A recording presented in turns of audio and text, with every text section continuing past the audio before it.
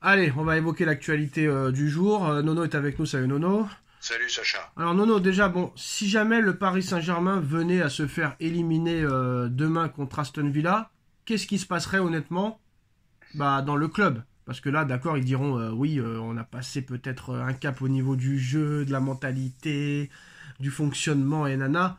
Mais là, franchement, ce serait quand même vu très très mal, je pense, par tous les représentants du Paris Saint-Germain si jamais il y avait élimination. Mais moi, en tout cas, Nono, si Paris se fait éliminer demain et si le Real passe contre Arsenal mercredi soir, ah bah moi j'arrête tout, frère. Parce que là, il y a un moment donné, c'est plus possible. D'un côté, t'as la poisse Saint-Germain qui perdurera jusqu'à la fin des temps.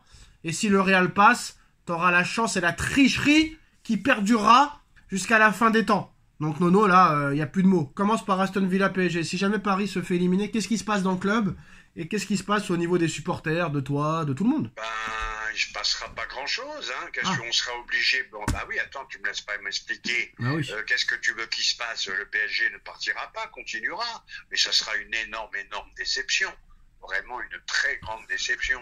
Voilà, ça serait même impensable, inimaginable. Voilà, on a eu des déceptions. Mais on a été battu par des Barcelone, par des Real. Moi, je suis désolé, messieurs. Aston Villa, c'est moyen de chez moyen. Faut arrêter.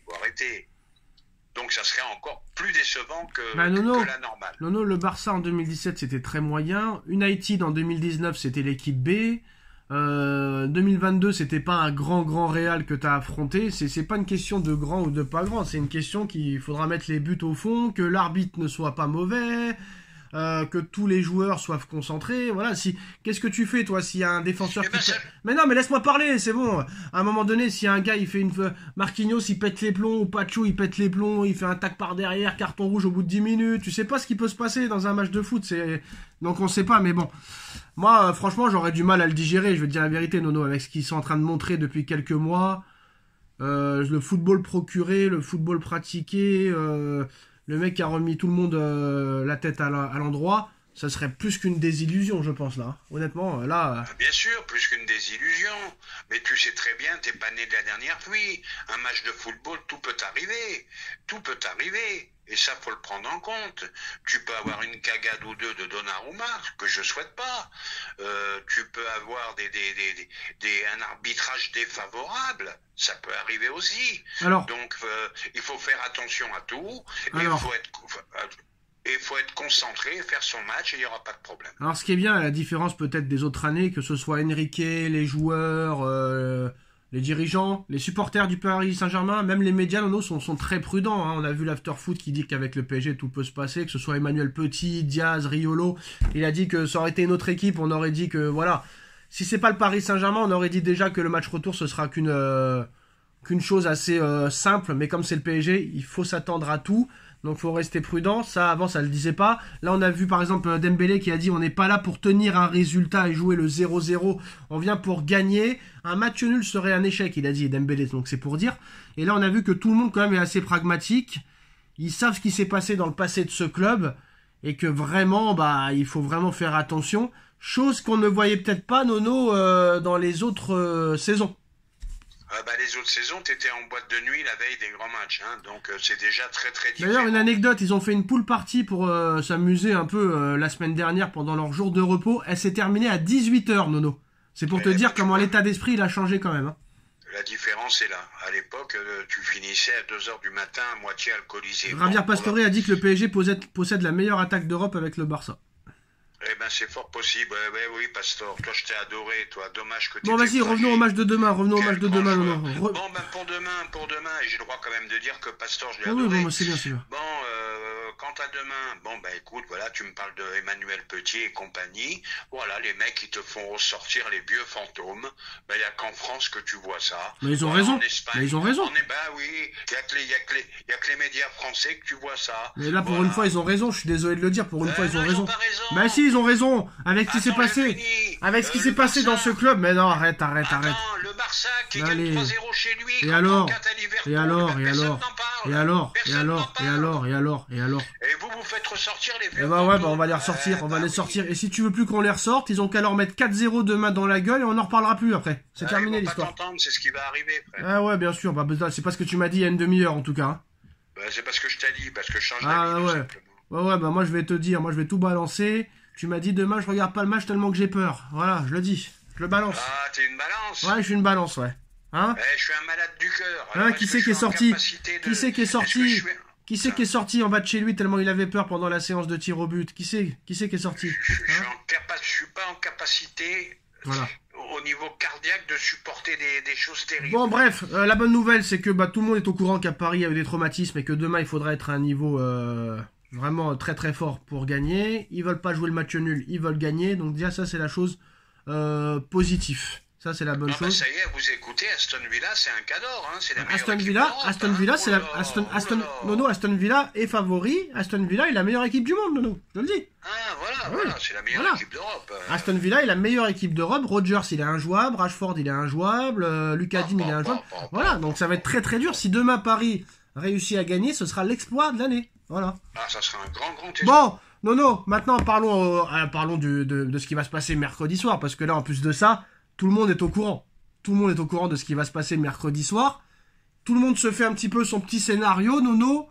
Mais on ne sait pas réellement ce qui va se passer, vu qu'il se passe tout et n'importe quoi. D'ailleurs, Mbappé, Nono, seulement un match de suspension. Il a failli lui casser la jambe et lui terminer sa saison. Lui-même, après le match, a dit « Oh, je comprends pas, ça méritait pas le rouge. Ancelotti, ça méritait pas le rouge. » Et normalement, dans la loi, il aurait dû prendre 3 matchs minimum. Il n'en a pris qu'un seul. Donc, Mbappé, le roi d'Espagne. Mbappé, le roi d'Espagne, Nono. Ça s'appelle la jurisprudence Mbappé. Voilà, si on était un autre joueur, c'était 3 matchs ou 4. Bon, ben là, non, c'est un match. Même pour une fois, les médias espagnols disaient que c'était un attaque très, très dangereux. Bon, ben voilà, Mbappé, un match. Puis moi, je t'annonce, hein, demain. Hein. Voilà, tu veux que je t'annonce? Non, mais c'est pas demain, c'est après-demain déjà. Après-demain, tu veux que je t'annonce, moi? Tu veux que je t'annonce? Moi, je t'annonce. Oh là là! Le Real qui va gagner après prolongation et je vais mettre 50 balles dessus. D'accord, c'est bien. Donc qui va... Alors l'arbitre sera un Français, hein, François Le Texier, Nono.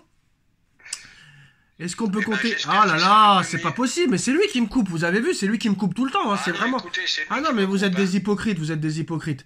Est-ce que Le Texier va aider le Paris Saint-Germain, si jamais le PSG est qualifié, Nono, hein, va aider le Paris Saint-Germain, peut-être avantager un petit peu Arsenal? Ou est-ce que vraiment il va encore protéger le Real? Et apparemment, lui, quand il arbitre le Real, ça marche toujours bien. Mais comment le Real va se qualifier? Parce qu'on sait que le Real va se qualifier, Nono. Alors, qu'est-ce qui va se passer? Ça va être l'arbitrage? Ça va être des buts contre son camp? Ça va être des pénaltys? Ça va être une pression des joueurs incroyables et le staff technique par tous les moyens. Donc comment le Real va se qualifier mercredi soir? Alors je veux dire comment ça va se passer. Un Bernabéu en feu, un staff technique déchaîné sur le banc de touche qui va mettre une pression au juge arbitre et à l'arbitre principal, une pression phénoménale des Vinicius qui va discuter sur chaque action litigieuse et de Mbappé. Ça va être l'enfer pour Arsenal, je t'annonce. Ça va être l'enfer. Voilà. Donc le Real va se qualifier. Le Real va se qualifier. Ah ben moi je dis, comme je t'ai dit ce matin, j'ai vu dans une émission, il faut gagner 5-0. Il faut arriver là-bas avec 5 buts d'avance pour être tranquille. Hein. Je sais même pas si 5 buts ça suffit, Nono. Je ne sais même pas. N'exagérons pas. Ah si, moi j'exagère pas. Et le mec, je trouvais qu'il exagérait, et après j'ai réfléchi, j'ai dit, et j'ai récapitulé tous les avantages qu'ils ont eus. Eh ben 3 buts, c'est juste. Hein. Il y en a, il a dit, même si Arsenal mène à la mi-temps 1-0, je vais croire que le Real peut se qualifier quand même. Eh oui, mais il n'a pas tort. Voilà. Il n'a pas tort. Voilà, ils vont mettre une pression là-bas énorme, et même... Moi, je fais pas de l'anti-Real. Je fais pas de l'anti-Real. C'est tous les scandales qu'il y a eu d'arbitrage qui me mettent dans cet état-là.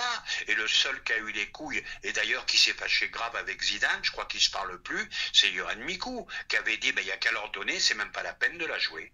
Et en plus, c'était ça c'était en 2018 et il s'est passé d'autres choses encore après. Mais quoi qu'il en soit, moi Nono, quoi qu'il en soit, là on n'a plus trop le temps. Si le Real passe, erreur ou pas d'arbitrage, chance ou pas chance, match exceptionnel ou non, là à un moment donné, il va falloir que les médias fassent leur boulot, qu'ils fassent des investigations, Nono, parce que là c'est plus possible. Voilà, c'est tout. Ouais, mais ils ont quand même le droit de faire un grand match.